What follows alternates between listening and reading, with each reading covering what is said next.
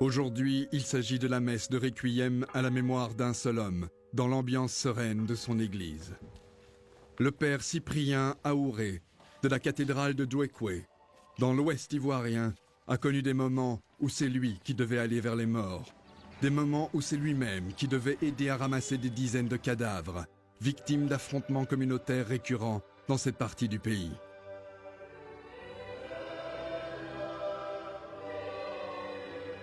Je confesse à Dieu Tout-Puissant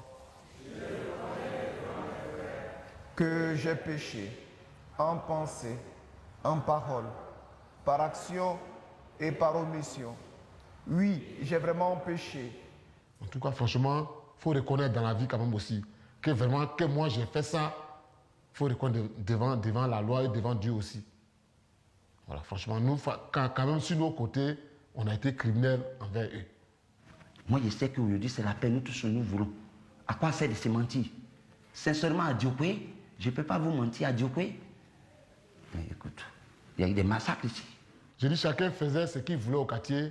Quand les jeunes du Laz arrivent au quartier, nos jeunes les prennent, chacun s'en va, ils tuent. On fait comme ça tue les gens.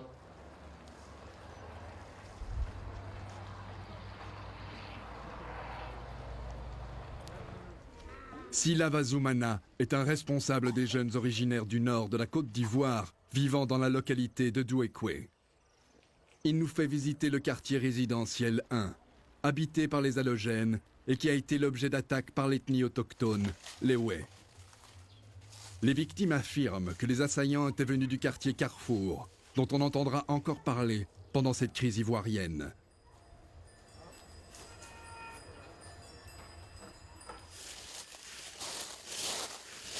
Voici la malédiction de l'Ouest ivoirien, comme le pétrole et le diamant le seraient pour d'autres États d'Afrique. Depuis son introduction dans cette partie du pays par le colonisateur, c'est grâce à une importante main-d'œuvre venue d'ailleurs que la culture du cacao s'est développée au point de classer la Côte d'Ivoire au rang de premier producteur mondial. Mais ces populations venues d'ailleurs, des Ivoiriens d'autres régions et des Africains originaires des pays limitrophes, ne sont plus les bienvenus. Les autochtones les accusent, à tort, d'avoir volé des terres pourtant vendues par eux-mêmes et que les halogènes exploitent, souvent depuis plusieurs décennies. C'est donc à cette poudrière foncière que Laurent Gbagbo a mis le feu. Bah, vous savez ça.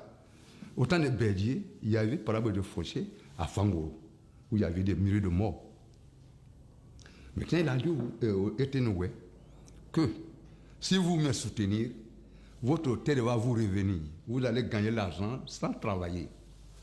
Je pense qu'on n'aurait pas dû faire croire aux populations, surtout locales, qu'à un moment donné, on va expulser les populations qui sont venues d'ailleurs, soit du nord de la Côte d'Ivoire, ou même hors de la Côte d'Ivoire, ou même du centre de la Côte d'Ivoire, en faisant croire qu'on va les remettre les terres aux populations locales. Je pense que ça n'a pas été bien utilisé.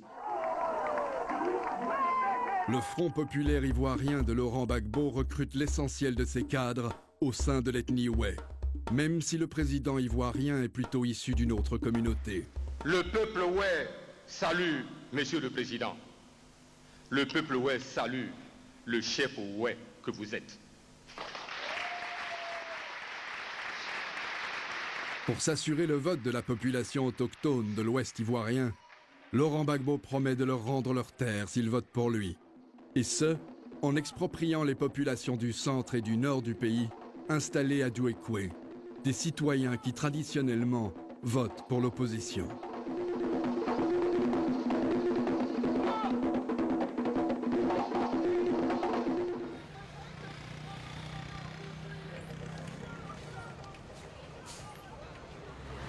Fin mars 2011, un vent de panique gagne la ville de Douékoué. Les forces républicaines de Côte d'Ivoire, coalition formée de rebelles du Nord et de loyalistes ralliés, ont officiellement pris la localité de Toulepleu, à une quarantaine de kilomètres de là, et annoncent son avancée vers Douékoué. Pendant que les miliciens de l'ethnie Oué, fidèles au président Laurent Gbagbo, s'organisent pour résister à la prise de la ville, ce sont des jeunes des autres communautés vivant dans la localité qui les premiers lancent une attaque sur les positions des miliciens et des forces armées restées fidèles à Laurent Gbagbo. Les jeunes de notre communauté se sont organisés et ils ont attaqué. Il y a eu l'attaque la nuit et contre les miliciens aussi se sont organisés. Et il y a eu, pendant une journée, l'attaque a commencé lundi tôt le matin et on a fait toute la journée lundi, la nuit du lundi. Et ce n'est que mardi que la ville est tombée. Et les miliciens ont été vraiment déroutés. Ils sont partis, ils ont quitté la ville. La ville est tombée. Ce seraient donc des jeunes halogènes de Douékoué, organisés en groupe d'autodéfense, qui auraient pris le contrôle de la ville peu avant l'arrivée des forces républicaines de Côte d'Ivoire, l'armée créée par le président élu. Une mission de l'ONU établira que plus d'une centaine de partisans de Laurent Gbagbo ont été tués lors de la prise de la ville par des partisans du président Ouattara. Le massacre a été commis, sinon a été fait par les différentes communautés,